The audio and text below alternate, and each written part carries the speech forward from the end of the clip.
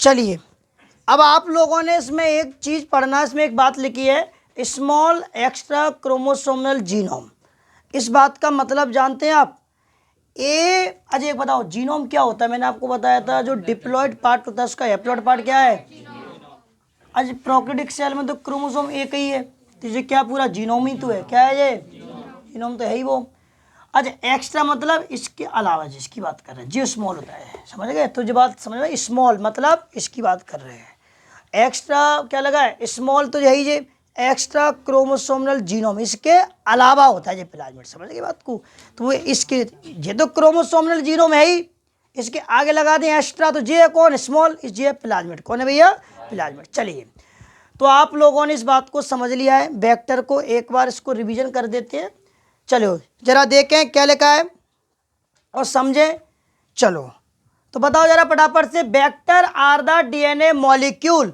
Vector कौन होते हैं? DNA molecule which can carry a foreign DNA fragment.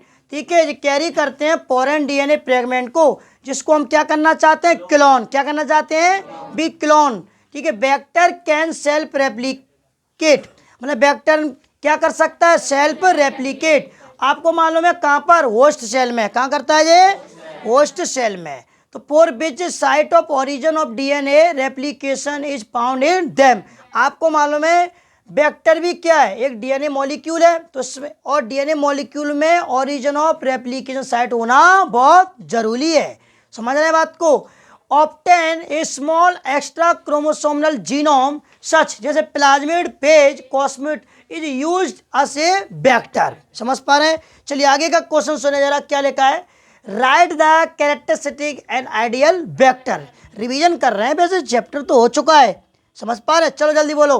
Characteristic of an ideal vector, size of the vector should be small. बताओ vector का size कैसा होना चाहिए?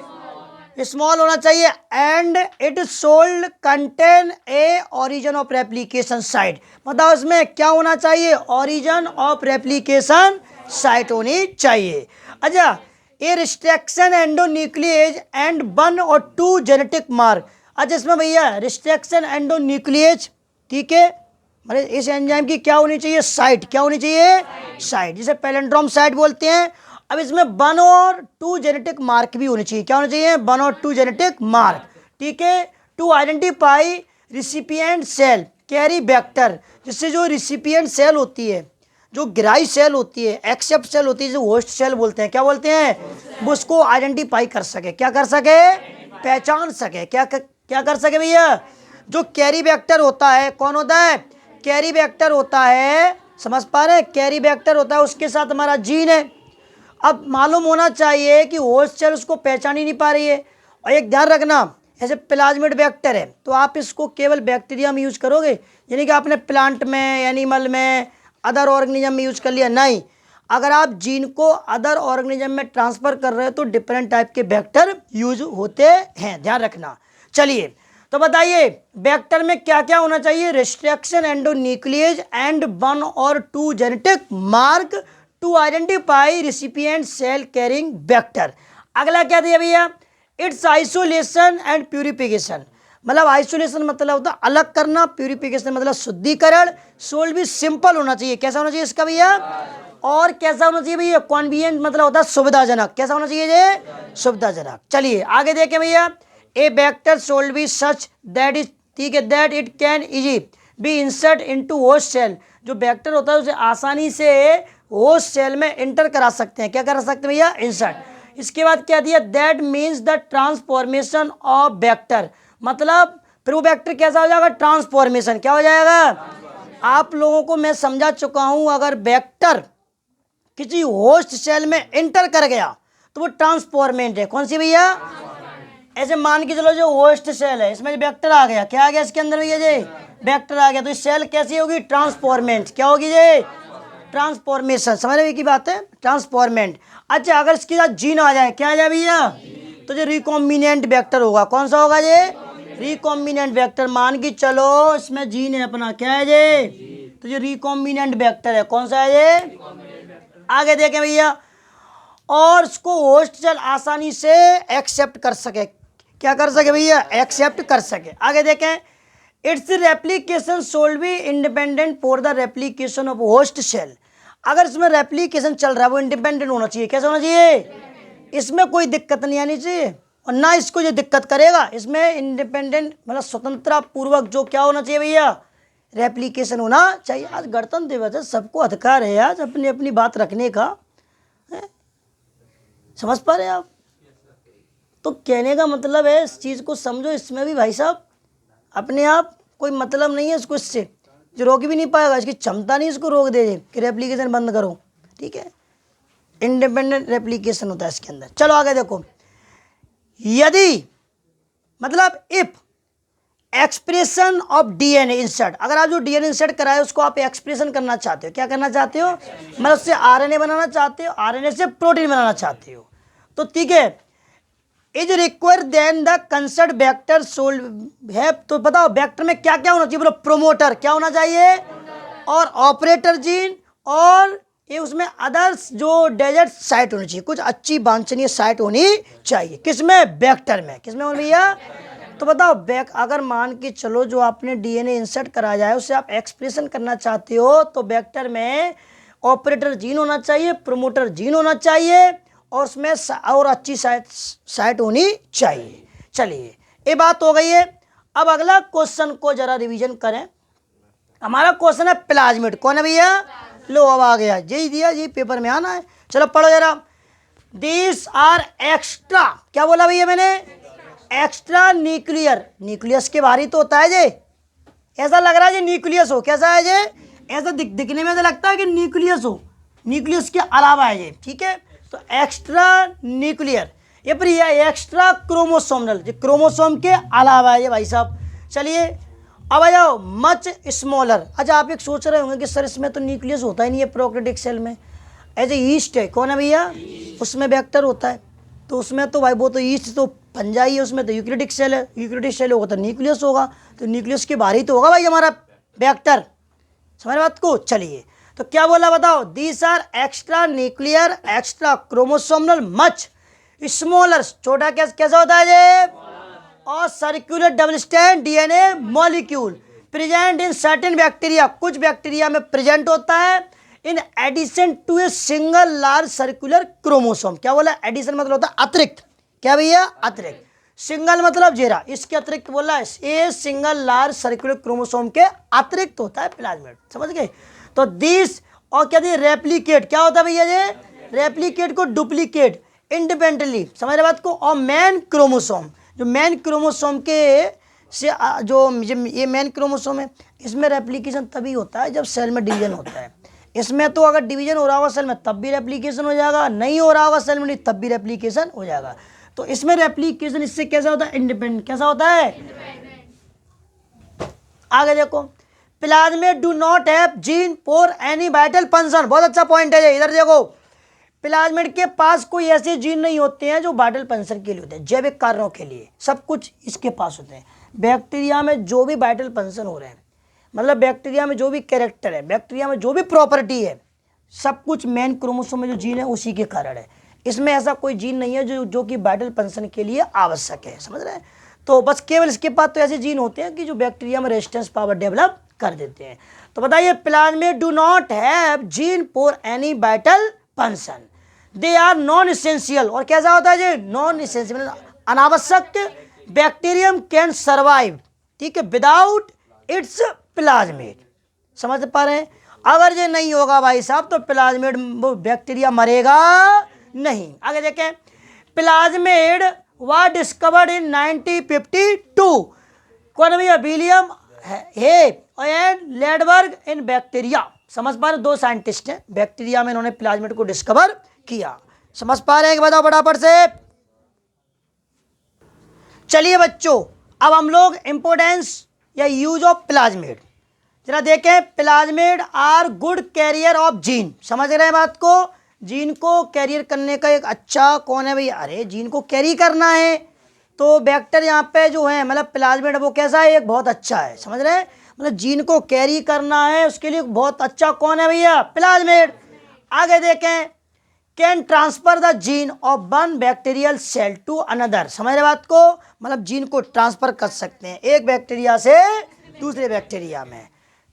Due to this property they are use in genetic engineering. ठीक है, जो property जो गुण है उसको अगर आप उसको यूज करना चाहते हो तो वहाँ पे कुछ को यूज करना पड़ेगा, जेनेटिक इंजीनियरिंग को। अरे अगर आप वन ऑर्गेनिज्म से जीन निकालोगे दूसरे ऑर्गेनिज्म में ट्रांसफर करोगे तो हाथों से हो जाएगा क्या काम, इसमें जेनेटिक इंजीनियरिंग यूज होगी। रिकॉम्बिनेंट डीएनए टेक्नोलॉजी की हेल्प से कर पाएंगे। आगे देखें, यहाँ पे लिखा है रिकॉम्बिनेंट डीएनए टेक्नोलॉजी। आगे देखें, plasmid are used in formation of various vaccine such vaccine for hepatitis B. मतलब प्लाज्मिड के द्वारा हमने विभिन्न प्रकार की जो वैक्सीनों का निर्माण किया है, उनमें से एक कौन है, वैक्सीन फॉर हेपेटाइटिस बी। समझ पा रहे हैं आप। चलिए अब अगला क्वेश्चन जो है भैया वो जो है define host and there characteristic. Host क्या है, उसके लक्षण भी बताए जा रहे हैं। तो सुनो, होस्ट कैसा होना चाहिए था, बायोलॉजिकल सिस्टम। बायोलॉजिकल सिस्टम मतलब जैविक तंत्र होना चाहिए, या फिर वो कोई सेल बोल सकते हैं। ठीक है, इन विच वेक्टर ऑफ रिकॉम्बिनेंट डीएनए, मतलब वो vector of recombinant DNA can be propagate, मतलब उसको क्या कर सकते हैं, प्रोपेगेट कर सके, प्रवर्ध कर सके, उसे विकसित कर सके। और आर कॉल्ड, उसे क्या बोलेंगे, होस्ट। समझ गए, बोथ प्रोकैरियोटिक भी हो सकते हैं और यूकैरियोटिक सेल भी हो सकते हैं। ठीक है, होस्ट। तो फॉलोइंग आर फ्यू एग्जाम्पल, कुछ लिखे नोट्स में आप पढ़ लेना। नहीं समझ में आया, अरे भैया जो रिकॉम्बिनेंट डीएनए मॉलिक्यूल है आप उसको किसी होस्ट सेल में एंटर करा रहे हो तो होस्ट सेल में ऐसी कैपेसिटी होनी चाहिए कि भैया उसे प्रोपोगेट कर सके, उसे विकसित कर सके। आपने रिकॉम्बिनेंट डीएनए मॉलिक्यूल को किसी बैक्टीरिया में डाल दिया, वहाँ उसकी कॉपी नहीं हो रही, बैक्टीरिया सेल डिवाइड ही नहीं हो रहा। समझ पा रहे हैं आप, तो दिक्कत आ जाएगी ना। ऐसी होस्ट सेल लेना ही नहीं आपको, ऐसी लेनी पड़ेगी कि वो क्लोनिंग कर सके, प्रोडक्ट बना सके। मतलब जो हमारा जीन को आपने ट्रांसफर किया है, रिकॉम्बिनेंट डीएनए मॉलिक्यूल को ट्रांसफर किया है, उस वो प्रोपेगेट हो सके, क्या हो सके, प्रोपेगेट। चलिए आगे देखें।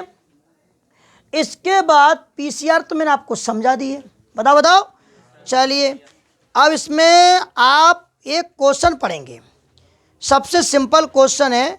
अजय कल ये वाला क्वेश्चन हो गया क्या, नेम द डीएनए पॉलीमर, हो गया ये तो शायद, बताओ। हाँ कल ही तो हुआ है। चलो अब एक क्वेश्चन है, ये शायद 15 नंबर का क्वेश्चन, बताओ ये नहीं हुआ शायद, लब करो उसको भी फटाफट से। बोलो define gene transfer and right the name of various method of gene transfer. वैसे मैं आपको समझा चुका हूँ इसके बारे में।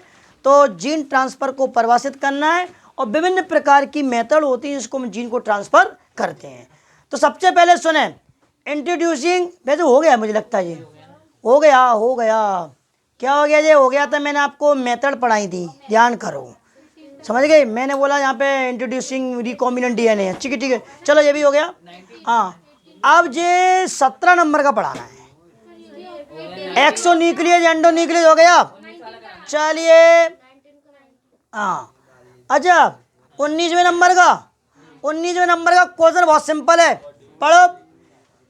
What do mean by recombinant protein. अरे लो इधर आओ बोर्ड पे देखो।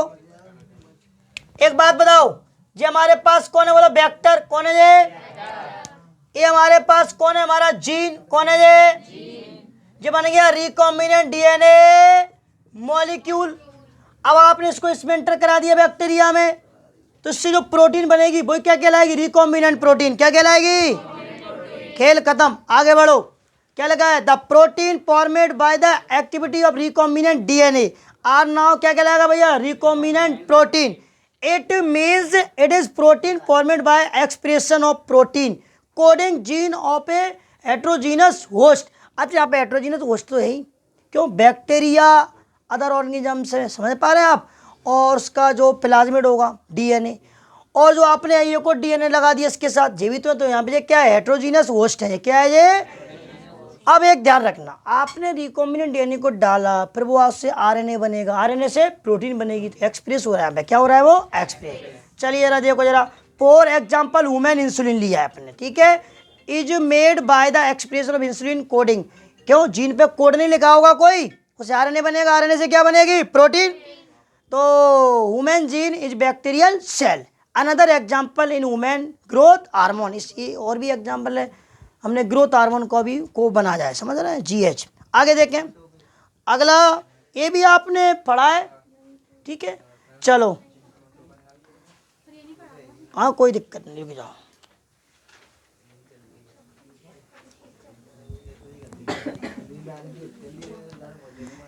तो जरा सभी बच्चे पहले मेरी बात सुने।